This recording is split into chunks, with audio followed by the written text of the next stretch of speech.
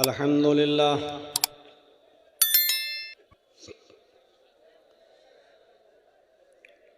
अल्हम्दुलिल्लाहि नहमदुहु व नस्तईनुहु व नस्तगफिरुह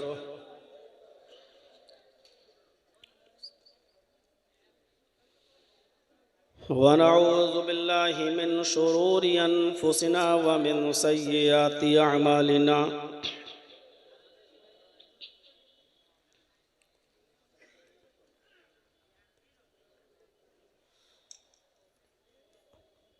मन यहदिहिल्लाहु फला मुज़िल्ल लहु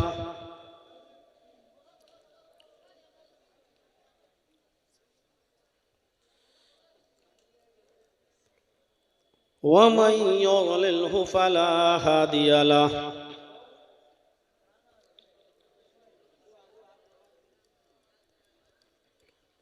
व अशहदु अल्ला इलाहा इल्लल्लाहु वहदहु ला शरीक लहु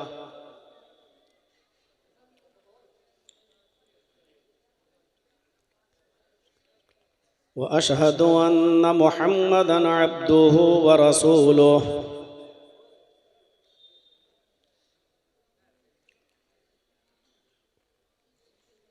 अम्मा बअद फ़इन्न खैरल हदीस किताबुल्लाह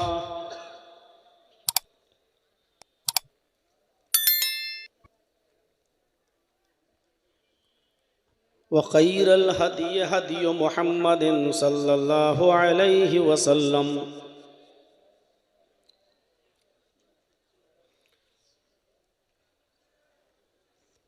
व शर्रिल उमूरि मुहदसातुहा व कुल्लु मुहदसतिन बिदअह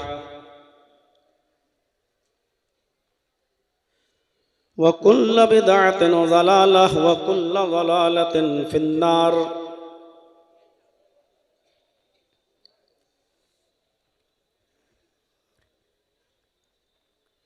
अऊज़ु बिल्लाहि मिनश शैतानिर रजीम।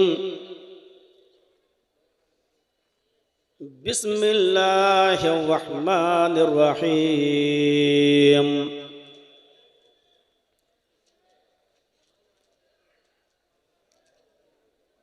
हुवल्लज़ी बअस फिल उम्मिय्यीन रसूलन मिनहुम यतलू अलैहिम आयातिही व युज़क्कीहिम व युअल्लिमुहुमुल किताब वल हिकमह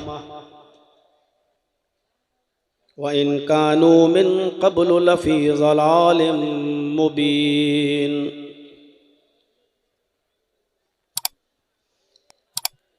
रब्बि इश्रह ली सदरी व यस्सिर ली अमरी वहलुल उक़दतम मिन लिसानी यफ़क़हू क़ौली।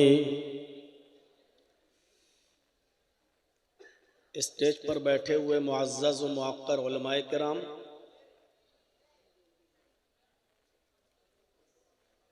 इलाके के बावक़ार और मुअज़्ज़ज़ अहबाब,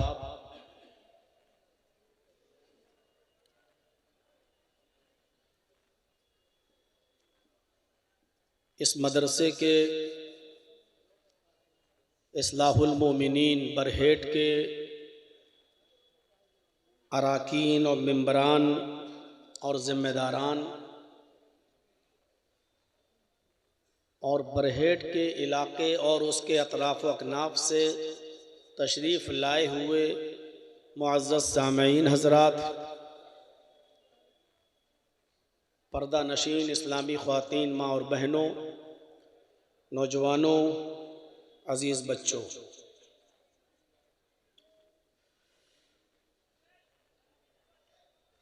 रात का तकरीबन 2:45 बज चुका है और अब तक आपने बहुत ही दिल जमई के साथ हर मुक़र्रिर को सुना।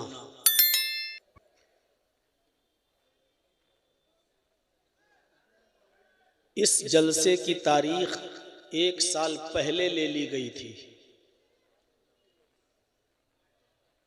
लेकिन वो तारीख थी 10 और 11 फरवरी। फिर आप लोगों के यहाँ कुछ चेंजिंग हुई और मुझे बड़ी दिक्कत हुई, क्योंकि जब तारीख देने के बाद ऐन वक्त पर जब कोई उसको चेंज करता है तो आगे पीछे करने में बहुत परेशानी होती है। एक वक्त तो ऐसा आया कि मेरी तरफ से कैंसिल ही कर दिया गया था ये जलसा कि मैं नहीं आ सकता, क्योंकि जो तारीख में आप जलसा कर रहे हैं उसमें हम खाली नहीं। और फिर आप लोगों ने हमारे मोहतरम दोस्त जनाब मोहम्मद करीम साहब को पकड़ा और फिर राब्ते हुए और फिर उसमें तकरीबन 1 हफ्ते का वक्त लगा उसको दाएं बाएं करने में। और फिर किसी नतीजे तक पहुंचे कि आपके 2 दिन के इस जलसे को उसमें 1 दिन की मैं मंजूरी दूं। फिर ये तय हुआ कि आज 15 अप्रैल, अब तो खैर 16 हो गई है, रात के 12 बजे के बाद 14 और 15 फरवरी को ये प्रोग्राम जो आपका रखा गया उसमें मैं 15 फरवरी दे पाया। इस कंडीशन में ये प्रोग्राम दिया कि अभी जलसा ख़त्म करने के बाद मुझे देवघर भागना है, वहाँ से फ़्लाइट पकड़नी है, दिल्ली पहुँचना है, फिर दिल्ली से 1.5-2 घंटे का सफ़र करके मुझे मेरठ और मेरठ के भी एक गांव सिसोला में जाना है। और कल का मेरा वहाँ प्रोग्राम है और शायद कल शाम तक मैं वहाँ पहुँचूँ। यानी फ़्लाइट से जाने के बाद भी 15 घंटे लग जाएं, ये इस तरीक़े का ये प्रोग्राम हुआ। मैं अभी हाशिम भाई से यही पूछ रहा था, यहाँ बैठे थे आपके इस बरहेट के मदरसे के जो नाज़िम हैं और अल्हम्दुलिल्लाह 19 साल से निज़ामत का फरीज़ा अंजाम दे रहे हैं, तो कह रहे थे कि मौलाना साहब कल का जलसा बिल्कुल फीका रहा, जलसा नहीं कामयाब हो सका। मैंने पूछा कितने लोग रहे होंगे, तो कहने लगे कि ऐसे ही 150-200 लोग रहे होंगे कल का जलसा बिल्कुल नाकाम रहा। लेकिन आज तो मैं देख रहा हूँ जहाँ तक मेरी नज़र जा रही है वहाँ माशाअल्लाह कदम रखने की जगह नहीं है और इतना बड़ा ग्राउंड आपका भर चुका है कि मैं खुद शस्तर हूँ कि आगे आने वाले अय्याम में आप लोगों को कहाँ जगह देंगे और कैसे जगह देंगे। और शायद इसी तरीके की भीड़ को देखते हुए हाशिम भाई ने कहा कि अगले साल के जलसे की भी तारीख का ऐलान कर दीजिएगा। यानी अभी आज का जलसा ख़त्म हुआ नहीं और अगले साल की डेट फिर ले ली गई, आइंदा साल की। और आइंदा साल 3-4 अप्रैल को ये जलसे का टाइम फिर फिक्स कर दिया गया है, लेकिन मैं दोनों दिन नहीं रह पाऊंगा। मैंने एक ही दिन का टाइम दिया है, 4 अप्रैल। प्रोग्राम है 3 और 4 अप्रैल का, यानी आज से 1 साल 2 महीने के बाद। पता नहीं मैं भी जिंदा रहूं ना रहूं, कितने लोग कब्र में पहुंच जाएं और कितने लोगों की अल्लाहुम्मा ग़फ़िर लि हय्यना व मय्यतिना पढ़ ली गई हो। बहरहाल आपके इस हौसले की मैं दाद देता हूँ और इस इदारे के लिए दुआ करता हूँ कि अल्लाह रब्बुल आलमीन इस इदारे को दिन दूनी और रात चौगुनी तरक्की अता फरमाए और इस इदारे से पढ़ने वाले बच्चों को दीन का सिपाही बनाए और इस इदारे को किसी की नज़र न लगे, अल्लाह नज़र बद से बचाए। मुझे तो उम्मीद थी जो मुझे टाइम मिलेगा, लेकिन मुझे ये उम्मीद थी कि 1:30 या 2 बजे तक मिल जाएगा, लेकिन 2:45 बज जाएंगे, इसका इल्म खैर मुझे भी नहीं था। होता है और मेरे लिए भी अच्छा ये हुआ कि प्रोग्राम ख़त्म करूँगा और फ़ौरन यहाँ से निकल के अब सोने का मौका नहीं मिलेगा, सीधे सफ़र देवघर का। जितनी देर आपके सामने मैं बैठूँ, आपसे गुजारिश है कि बहुत ही दिल जमाई के साथ सुने। कुछ अहम बातें हमारे और आपके सामने आएंगी। अल्लाह कहने वालों को और सुनने वालों को अमल की तौफीक अता फरमाए। मुझसे कबल अब्दुल गफ़्फ़ार सलफ़ी हफ़िज़हुल्लाह से आपने समाअत फरमाया और उनसे भी पहले फजलुर रहमान साहब से समाअत फरमाया। और मैं जहाँ रुका हुआ हूँ, ठहरा हुआ हूँ, उम्मीद अली साहब के घर पे, अल्लाह उनकी मग़फ़िरत फरमाए जो इस वक्त दुनिया में नहीं हैं। तो वहाँ आवाज़ आ रही थी, पता नहीं कौन यहाँ निज़ामत के फरीज़े अंजाम दे रहा था कि कौन था, वो कह रहा था कि अब्दुल गफ़ार साहब भी यूपी के, फजलुर रहमान साहब भी यूपी के, मौलाना जर्जी साहब भी यूपी के। यूपी वालों का कब्ज़ा हो गया झारखंड पर। लेकिन आपको शायद ये नहीं मालूम हो, यूपी वालों का नहीं, इटावा वालों का कब्ज़ा हुआ है आपके झारखंड पर। फजलुर रहमान भी इटावा के और मैं भी इटावा का। खैर, इसमें कोई बड़ी बात नहीं है। अल्लाह रब्बुल आलमीन जिससे भी दीन का काम लेता है, ज़रूरत इस बात की है कि हम सुनने से ज़्यादा उस पर अमल करें। यही वक्त की ज़रूरत है। सच बताता हूँ, जितने आप यहाँ बैठे हैं, अल्लाह की कसम इससे ज़्यादा लोग बाहर दुकानों में हैं। मेरी गाड़ी किस पोजीशन और किस कंडीशन से यहाँ तक पहुँची वो मैं समझ रहा हूँ। जब मुझ जैसे आदमी को 100 कदम 200 कदम की दूरी पर आने में 15 से 20 मिनट लग जाएं, तो आप सोचिए कि आम लोगों को कितनी परेशानी होगी। आप जितने यहाँ मर्द बैठे हैं ना, उससे ज्यादा औरतें बुर्का पहन पहन के बाहर जलेबियां खरीद रही हैं, लिपस्टिक खरीद रही हैं, चूड़ियां खरीद रही हैं। मुझे शायद ऐसा लगता, मैंने आपके यहाँ ईद और बकरीद तो देखी नहीं है, लेकिन मुझे ऐसा लगता है कि ईद के दिन भी ऐसा चहल पहल नहीं होती होगी जैसे जलसे में आज मैं देख रहा हूं। मेरा दिल कह रहा अंदर से, मुझे मालूम नहीं है, शायद इतना चहल पहल ईद के दिन भी ना होती हो मर्दों की औरतों की, जितनी आज के दिन मैं देख रहा हूं।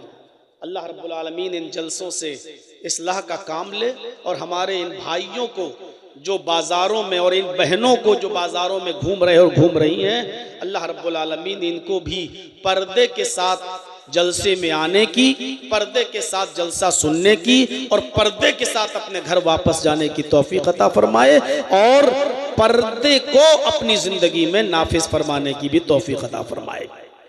नबी अकरम सल्लल्लाहु अलैहि वसल्लम इस दुनिया में आए तो आप की पहली नजर मुआशरे ही पर थी, समाज पर ही थी। समाज क्या हुआ यार? अभी तक तो आप कभी हल्ला नहीं कर रहे थे, मैं आया हूं तो शोर करना शुरू कर दिया। दिखाई नहीं दे रहा हूं? ए भाई बैठ जाओ, देखना जरूरी है उन लोगों को पीछे जो बैठे हैं। भाई ऐसे मत देखना कि मुझ पे नजर लग जाए, वैसे ही 57 किलो का हूं और कम ना हो जाऊं। बैठ जाइए, आप लोग बैठ जाओ, पीछे वालों को दिक्कत ना हो। अब भाई इतनी देर से बैठे हैं और आप खड़े हो जाएंगे उनके सामने, तो गुस्सा तो उनका जायज है ना। आप तो आ गए छिछोरापन करके, फील्ड देख के, हमको नहीं मालूम है कि आपके मैदान में क्या क्या हो रहा है। अभी भी चले जाइए, कितने बुरके वालियां गोदियों में लेटी हुई हैं दूसरों के, इस रात में भी सब मालूम है। अब ये लोग शुरू से बैठे हैं तो आप उनको बीच में खड़े होकर डिस्टर्ब करेंगे? बैठ जाइए भाई। 25-26 सालों से जलसा कर रहा हूं, बिहार में तो पकड़े जाते हैं हर जलसे में लड़के और लड़कियां, बैठा लिया जाता है, सुबह पंचायती होती है, क्या किया जाए, ये सब देखा हुआ हूं अपनी आंखों से। जलसे दीन की इस्लाह के लिए होते हैं। बेचारे 19 साल से नाज़िम है, पूछिए कितनी मेहनत की होगी इन लोग इस इदारे को यहां तक पहुंचाने में, इतनी तरक्की करने में। इस जलसे को कामयाब कीजिए मेरे भाइयों। नबी अकरम ने मुआशरे की इस्लाह की। क्या बुराइयां नहीं थी? कौन सी ऐसी बुराई थी जो मुहम्मदुर रसूलुल्लाह के आने से पहले अरब के अंदर मौजूद नहीं थी? कुरान कहता है हुवल्लज़ी बअसा फिल उम्मीयीना रसूलन मिनहुम यतलू अलैहिम आयातिही। हमने उम्मियों के अंदर एक उम्मी रसूल उन्हीं में से भेजा, अनपढ़ों के अंदर एक रसूल उन्हीं में से हमने उनके अंदर मबऊस फरमाया। यतलू अलैहिम आयातिही, वो अल्लाह की आयतों की तिलावत करता है, कुरान की तिलावत करता है। व युज़क्कीहिम, और मुआशरे को पाको साफ करता है, तज़किया नफ्स। इसलिए अगर कोई ऐसी बात हमारे सामने आ जाए जो हमारे मुआशरे में पाई जाती है और जर्जी साहब अगर उसको बयान कर रहे हो और वो हमारे अंदर पाई जाती हो, तो उसको बुरा नहीं मानना चाहिए कि साहब ये हमारे खिलाफ बोल रहे हैं, ये हमारे समाज में ये सब हो रहा है तो उसी की तरफ निशानदेही कर रहे हैं। ये तो अल्लाह ताला ने नबी की शान बताई है कि मुआशरे को पाको साफ, समाज में जो बुराइयां हैं वो पाको साफ करते हैं आप, तज़किये नफ्स करते हैं। अरब के अंदर कैसी बुराइयां थी, एक एक पर अगर आप नजर डालेंगे तो आप दंग रह जाएंगे कि अल्लाह के नबी ने उन बुराइयों को कैसे खत्म किया। भागवत पुराण का एक मंत्र है, उस मंत्र में भी यही बताया गया है कि अंधेरा इतना होगा, लेकिन उस अंधेरे को मिटाने वाले मोहम्मद रसूलुल्लाह होंगे नाम के साथ। अज्ञान हेतु किरत मोह मदांधिकारम नाशम विधायम हितदोदयते विवेका। मंत्र पढ़ूंगा नहीं, बस एक पढ़ दिया हूं,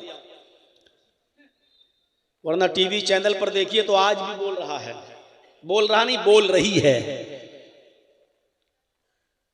वो उस हड्डी का हक अदा कर रही है जो उसके सामने डाली गई है। और बंगाल का चुनाव जब तक हो नहीं जाएगा, ऐसे कुत्ते और कुतियां भी बहुत भौंकेंगे, पुरानी तकरीरें मेरी ढूंढ ढूंढ कर लाएंगे।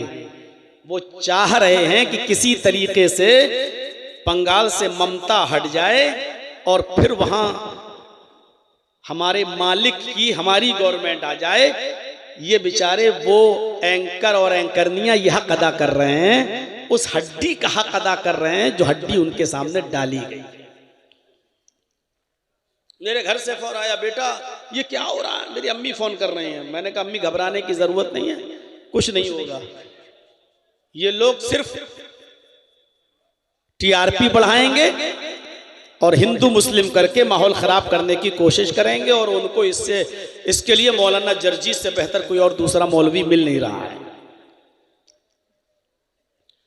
आज भी दिखा रही है, आज भी एक और भड़काऊ बयान मौलाना जर्जीस का, एक और भड़काऊ बयान।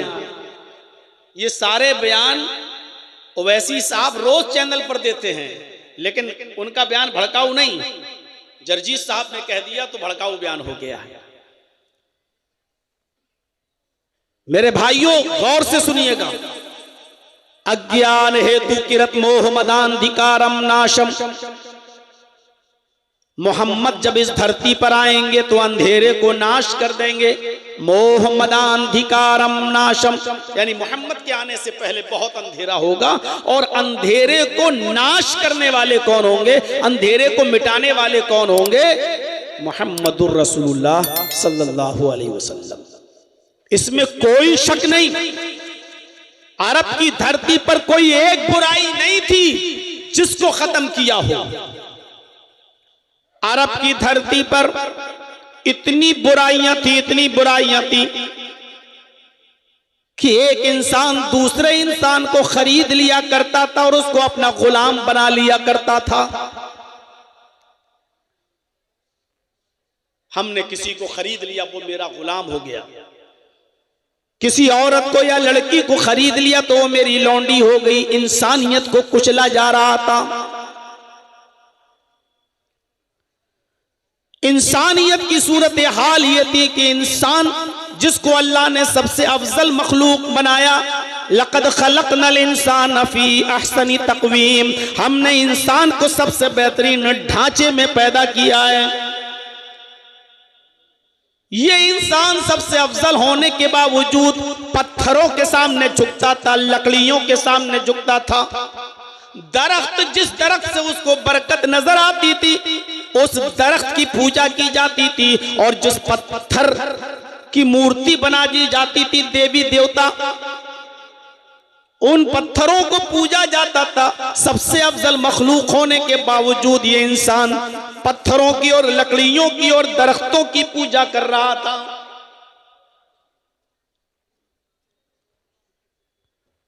हालत ये थी कि शराब इतनी पी जाती थी कि जब उनके घर में कोई बच्चा पैदा होता तो उस बच्चे को मां का दूध या शहद नहीं पिलाया जाता, सबसे पहले उसके हलक में शराब के कतरे डाले जाते थे। और शराब के नशे में इतना धुत हो जाता था कि शराब पीकर वो भूल जाता था कि मेरी बीवी कौन है और मेरी बेटी कौन है। कभी कभी बीवी को छोड़कर वो बेटी ही का हाथ पकड़ लिया करता था। फख्र मबाहात का यह हाल था कि लोग कहते थे कि मैं तुमसे ऊंचा, वो कहता था कि मैं तुमसे ऊंचा, मैं तुमसे अफजल, वो कहता था कि मैं तुमसे अफजल, मेरी कौम सबसे ऊंची, वो कहता था कि मेरी कौम सबसे ऊंची। जुए में लोग रकम हार जाते थे तो मकान लगा देते थे, और मकान हार जाते थे तो बीवी लगा देते थे, और बीवी भी जुए में हार जाते थे तो जवान बेटी जुए में लगा दिया करते थे। औरतों की सूरत हाल ये थी कि उनको कपड़े पहनकर खाने काबा का तवाफ करने की इजाजत नहीं थी, बिल्कुल बरहना और नंगी होकर वो खाने काबा का तवाफ किया करती थी। कपड़े का एक तार भी उनके जिस्म पर नहीं होता था। अगर इन औरतों की जिंदगी में उनका मर्द मर जाए, शौहर मर जाए, तो कोई भी बेवा औरत से शादी करने के लिए तैयार नहीं था। वो इस औरत को मनहूस समझता था और यह अकीदा रखता था कि यह औरत अपनी जिंदगी में अपने आदमी को निगल गई, अब जो भी इससे शादी करेगा वो फलेगा नहीं, फूलेगा नहीं, यह औरत उसको भी डस जाएगी। शादियों के तरीके इंतहाई गलत और भयानक थे। निकाह करके घर में तो लाता था, लेकिन मिलना ना मिलना उसकी मर्जी होती थी। जो चाहे उसकी बीवी को ले जाए, उसके साथ रहे, खाए पिए और हम बिस्तरी करे। अगर उससे बच्चा ठहर जाए तो ये चाहे तो उसको बुला ले और चाहे तो ना बुलाए। ये शादी के बाद भी बीवी की ये कंडीशन थी।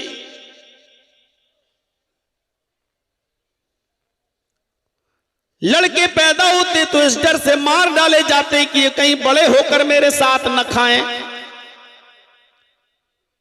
और लड़कियां पैदा होती तो पैदा होने के बाद ही उनको जिंदा दफन कर दिया जाता, जिंदा दरगोर कर दिया जाता। उन बच्चियों को इस दुनिया में जिंदा रहने का अधिकार न था।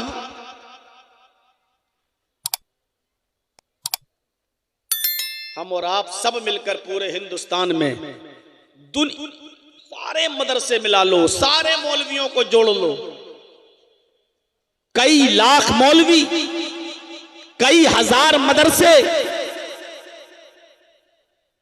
लेकिन अभी सिर्फ एक बुराई नहीं रुक पाई जहेज की। मोहम्मदुर रसूलुल्लाह ने मुआशरे को कैसे साफ किया, किस तरीके से मुआशरे को पाक किया, हम नहीं जानते। शराब धीरे धीरे हराम हुई, क्योंकि इतने रसिया थे शराब के कि अल्लाह के नबी सल्लल्लाहु अलैहि वसल्लम को हजरत उमर जैसे सहाबी ये कह रहे हैं, अरे अल्लाह के नबी शराब हराम करार दे दीजिए, शराब बहुत नुकसान पहुंचा रही है समाज में। लेकिन अल्लाह के नबी सल्लल्लाहु अलैहि वसल्लम हजरत उमर फारूक की बात भी नहीं मान रहे हैं। कह रहे हैं नहीं उमर, अगर शराब हराम कर देंगे तो ये लोग शराब इतनी आसानी से नहीं छोड़ पाएंगे। पैदा होते ही बच्चे के मुंह में शराब डाली जाती हो, इतनी शराब पीने वाली कौम ये शराब कैसे छोड़ देगी। हजरत उमर फारूक ने कई मर्तबा कहा अल्लाह के रसूल शराब हराम करार दे दीजिए, लेकिन अल्लाह के नबी कहते हैं कि नहीं। सोचिए कितना मुश्किल था शराब को हराम करार देना। पहली आयत जो शराब के सिलसिले में नाजिल होती है वो ये कि शराब और जुए में मुनाफे भी हैं, मनाफिउल लिन्नास। शराब के अंदर और जुए के अंदर कुछ नफा भी है, कुछ मुनाफा भी है, कुछ अच्छाई भी है,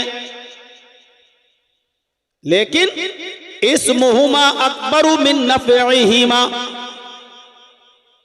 लेकिन इन दोनों का गुनाह इन दोनों के नफा से बढ़कर है। देखिए, हराम नहीं करार दिया, सिर्फ ये बताया है कि इन दोनों का नुकसान नफे से ज्यादा है। यानी नफा तो है। आज हमारा नौजवान तबका जब शराब पीता है तो उसका मकसद क्या होता है? थोड़ा सुकून मिल जाएगा, शराब पी लेंगे तो हमारा टेंशन खत्म हो जाएगा। एक आदत के तौर पे शराब पी रहा है। लेकिन अरब के लोग आदत के तौर पे शराब नहीं पीते थे।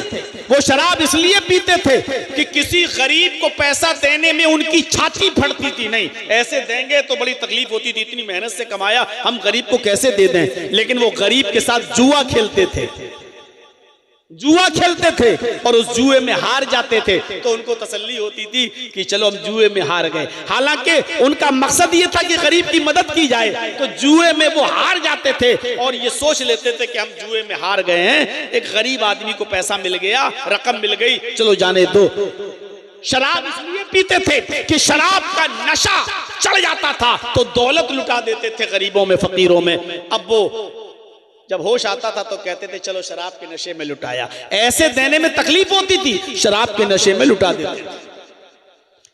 तो कुछ फायदा भी था, शराब पीकर गरीबों में पैसा देना, जुआ खेलकर गरीबों से जुआ हार जाना, कुछ मुनाफा था। लेकिन इन दोनों का गुनाह और इन दोनों का नुकसान नफे से ज्यादा। इसलिए फरमाया इस्मुहुमा अकबरु मिन नफ़इहिमा, इन दोनों का नुकसान गुनाह इनके नफे से ज्यादा है। अब बहुत से लोगों ने शराब छोड़ दी, लेकिन सब लोगों ने नहीं। अरे इसका नुकसान ज्यादा है, नफा कम है, हम इस्तेमाल नहीं करेंगे। अब देखिए दूसरी हालत क्या हुई। कुछ सहाबा जिसमें हजरत अली भी थे और अब्दुर्रहमान इब्ने औफ भी थे, एक घर में बैठे हुए खाना खा रहे थे और खाना खाते खाते शराब का दौर चलने लगा, शराब भी पीने लगे। सहाबा किराम ने शराब भी पी, जिसमें हजरत अली भी शामिल हैं, अब्दुर्रहमान इब्ने औफ भी शामिल हैं। एक अंसारी की दावत पर ये तमाम लोग शरीक हुए, खाना खाया और शराब का दौर चला, सबने शराब पी। अभी शराब हराम नहीं हुई थी इसलिए पी ली। शराब पीने के बाद नशा आ गया और नशा जब आया तो नमाज का वक्त भी हो गया।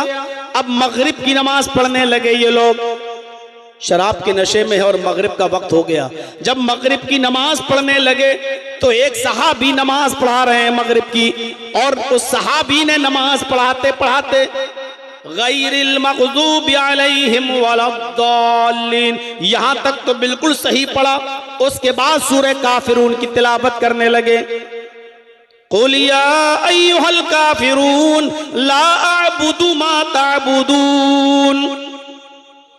लेकिन शराब के नशे में वो सहाबी क्या पढ़ गए? क़ुल या अय्युहल काफिरून नहनु नअबुदु मा तअबुदून, वो ये पढ़ गए। आए काफिरो है क्या? ला अअबुदु मा तअबुदून, मैं उनकी इबादत नहीं करता जिनकी इबादत तुम करते हो।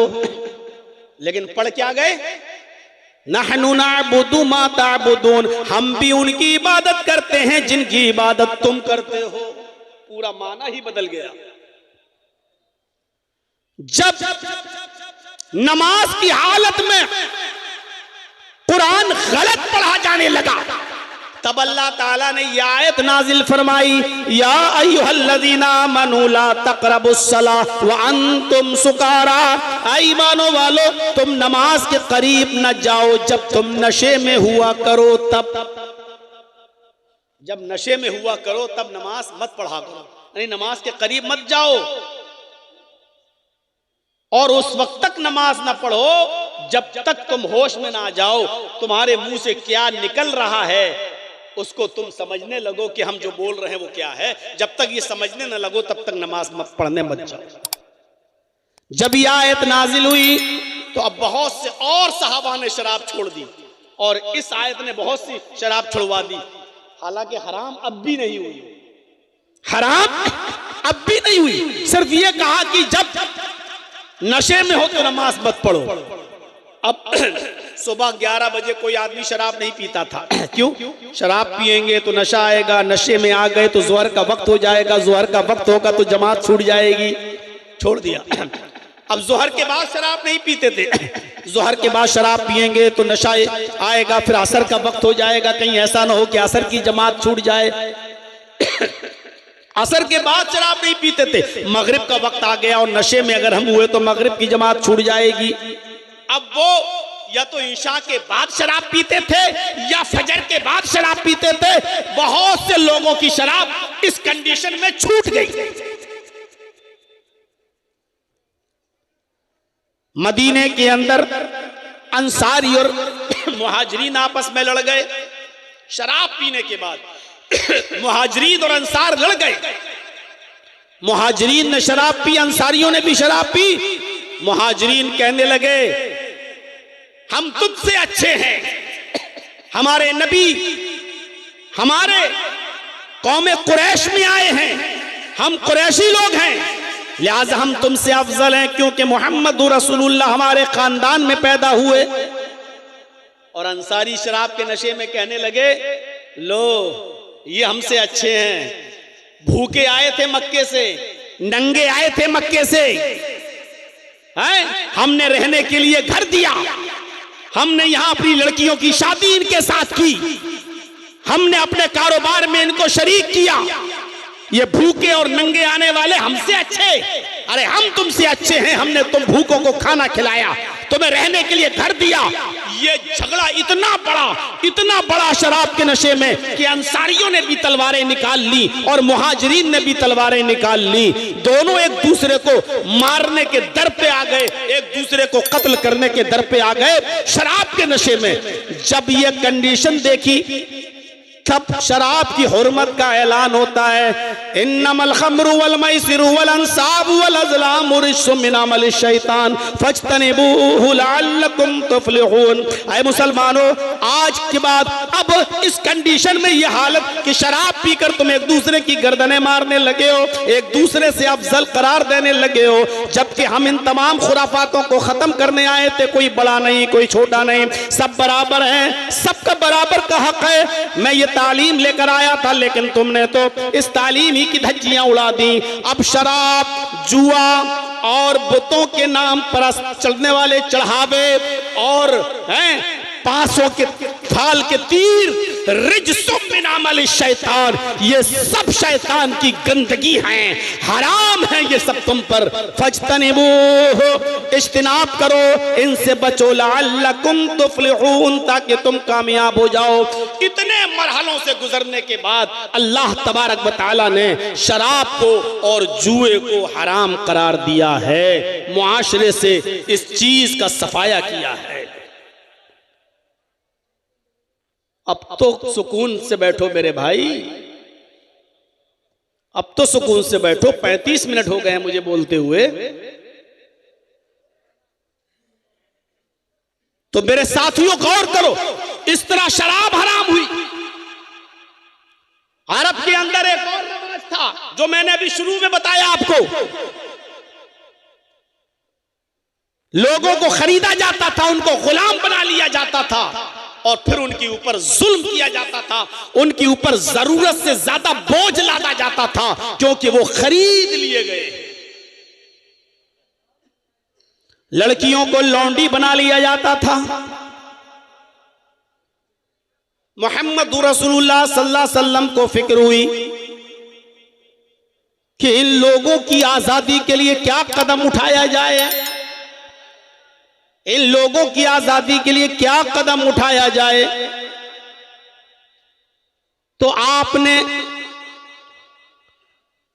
कुछ जराइम की सजा इतनी सख्त मुतय्यन फरमा दी कि उस सजा में रोजा रखने से भी बेहतर और मिस्कीनों को खाना खिलाने से भी बेहतर गुलाम को आजाद करना करार दिया। ये आजादी की मुहिम छिड़ गई। कोई शख्स अगर अपनी माँ से, अपनी बीवी से कह दे अंते अलैया कज़हरे उम्मी, तू मुझ पर मेरी माँ की तरह हराम है, जा हट, आज के बाद तुझे छूऊंगा नहीं, भग, आज के बाद तुझे हाथ नहीं लगाऊंगा, तू मुझ पर मेरी माँ की तरह हराम हो गई, अगर ये कह दे तो अब वो जब तक ये सजा नहीं भुगतेगा तब तक वो बीवी नहीं बना सकता अपनी बीवी को। अरब के अंदर ये दस्तूर था कि जब कोई शख्स अपनी बीवी से कह देता था कि तू मुझ पर मेरी माँ की तरह हराम, तो मिल नहीं सकता था। अब वो माँ की तरह खिदमत करना पड़ेगी उसकी। वो कहे पैर दबाओ तो दबाना पड़ेंगे, वो कहे मेरे कपड़े धुलो तो धुलना पड़ेंगे। अब उसकी खिदमत माँ की तरह करना पड़ती। हजरत औस इब्न सामित ने अपनी बीवी खौला बिनते सालबा को यही तो बोल दिया था, अंते अलैया कज़हरे उम्मी, किसी बात पर गुस्सा होकर कि तू मुझ पर मेरी माँ की तरह हराम हो गई। तो खौला बिनते सालबा ने अल्लाह के नबी सल्लल्लाहु अलैहि वसल्लम से गुजारिश की कि कोई रास्ता निकालिए। अल्लाह के नबी ने भी मना कर दिया, कोई रास्ता नहीं। वो जब मस्जिद नबवी के अंदर गई और 2 रकात नमाज पढ़ी और दुआ मांगी, आए अल्लाह मेरे और मेरे शौहर के दरमियान कोई रास्ता निकाल, अगर तू रास्ता नहीं निकालेगा तो कौन रास्ता निकालेगा। तब अल्लाह ताला ने इस रस्म को खत्म करने के लिए और अपनी बीवी को, जिसको माँ बोल दिया गया है, उसको दोबारा बीवी बनाने के लिए एक सजा मुतय्यन कर दी। ये सजा भुगतने के बाद ही तुम बीवी बना सकते हो। पहली सजा ये मुतय्यन की है कि जो लोग अपनी बीवी को अपने ऊपर माँ की तरह हराम कर लेते हैं, उनको चाहिए कि अब उनको दोबारा अपनी बीवी मानने से पहले और दोबारा अपनी बीवी बनाने से पहले एक गुलाम आजाद करें। देखिए आजादी की कितनी फिक्र हुई। इंसानियत किसी की गुलामी करने के लिए पैदा नहीं हुई है, इसलिए आजाद होने का हक है। तो आपने ये मुतय्यन कर दिया कि वो एक गुलाम आजाद करें। और गुलाम बहुत महंगा होता था, इतनी कीमत किसी के पास अगर ना हो, इतना महंगा गुलाम ना खरीद सके और गुलाम आजाद ना कर सके, तो फिर दूसरा ऑप्शन ये दिया कि 60 रोजे रखे, वो भी पे दर पे कंटिन्यू रेगुलर रोजे रखे 60। और तीसरा ऑप्शन ये दिया, अगर 60 रोजे रखने की भी ताकत ना हो तो 60 मिस्कीनों को खाना खिलाए, 60 मिस्कीनों को एक टाइम खाना खिलाए। अब चाहे एक दिन खिला दे 60 को बुलाकर, या एक एक करके 60 दिन खिलाए, या 10-10 करके 6 दिन खिलाए, या 30-30 करके 2 दिन खिलाए। जब तक 60 पूरे नहीं हो जाएंगे अपनी बीवी से मिल नहीं सकते। 60 पूरे कर लो तब तुम्हारी बीवी बन जाएगी, अब तुम जा सकते हो अपनी बीवी के पास। गुलाम की आजादी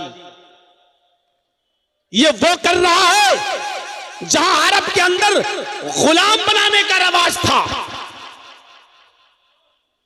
उन पर जुल्म करने का रवाज था।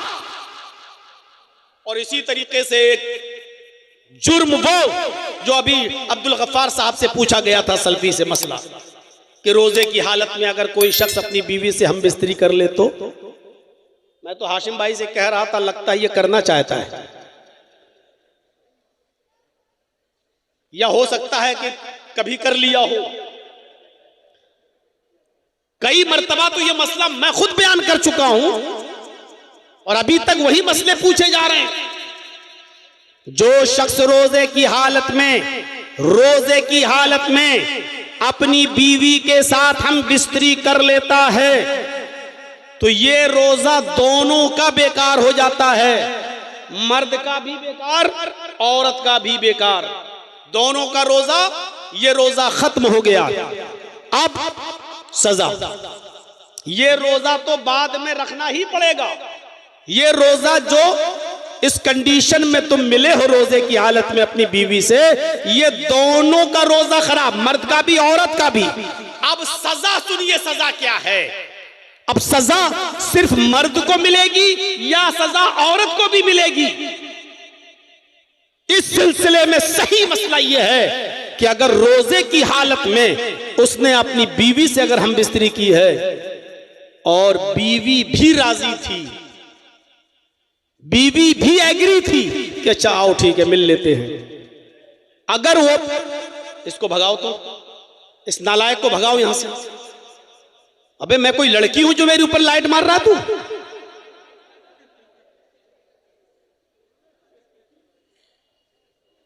अरे वो लाल वाली लाइट मार रहा है कमीना, ये तुझे इतनी भी अकल नहीं है, ये लड़कियों पे मारी जाती है। कोई तेरी बहन बेटी पे मार रहा होगा, जाके पता लगा। अब अगर लाइट आई तो ऐसा जवाब दूंगा, ऐसा बोलूंगा कि भाग जाओगे शर्म की वजह से यहां से। सीधे आंख पे गई, बताइए कुछ। इसकी रेजेस इतनी खतरनाक होती हैं कि आप इसका अंदाजा नहीं लगा सकते।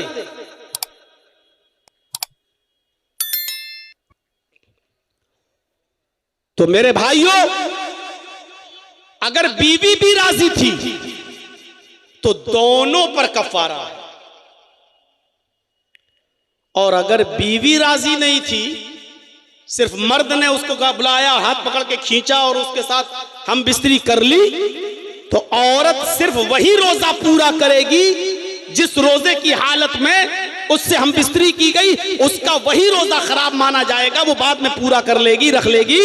लेकिन अगर उसके साथ जबरदस्ती हुई तो, लेकिन अगर वो भी हम बिस्तरी में राजी थी तो दोनों को ये सजा दोनों के लिए है। और वो सजा क्या है कि मर्द भी एक गुलाम आजाद करेगा और औरत भी एक गुलाम आजाद करेगी। फंस गया होगा बेचारा पूछने वाला, अब सोच रहा होगा कि अब तो वही जानता होगा कि दोनों राजी थे कि एक राजी था, अब तो वही जानता होगा ना। तो एक गुलाम आजाद करेगा मर्द, और अगर औरत भी राजी थी तो वो भी एक गुलाम आजाद करेगी। देखिए गुलाम को आजाद करने पर कितना जोर दे रहे हैं मोहम्मद रसूलुल्लाह सल्लल्लाहु अलैहि वसल्लम। इस गुलामी की जंजीर से निकालने की क्या मुहिम चलाई अल्लाह के नबी ने। और अगर एक गुलाम आजाद करने की ताकत ना हो तो वही 60 रोजे मुसलसल कंटिन्यू पे दर पे, अगर सिर्फ मर्द राजी था औरत नहीं तो सिर्फ मर्द पूरे करेगा, औरत सिर्फ वही एक रोजा पूरा करेगी, बकिया 60 नहीं। लेकिन अगर औरत भी राजी थी तो औरत वो रोजा भी पूरा करेगी और बाद में 60 रोजे भी मुसलसल कंटिन्यू पे दर पे वो भी रखेगी। और अगर रोजा रखने की भी ताकत नहीं है तो फिर 60 मिस्कीनों को खाना खिलाएगा, ये मर्द भी। और अगर औरत रजामंद थी तो औरत भी, और औरत राजी नहीं थी तो औरत फिर 60 मिस्कीनों को खाना नहीं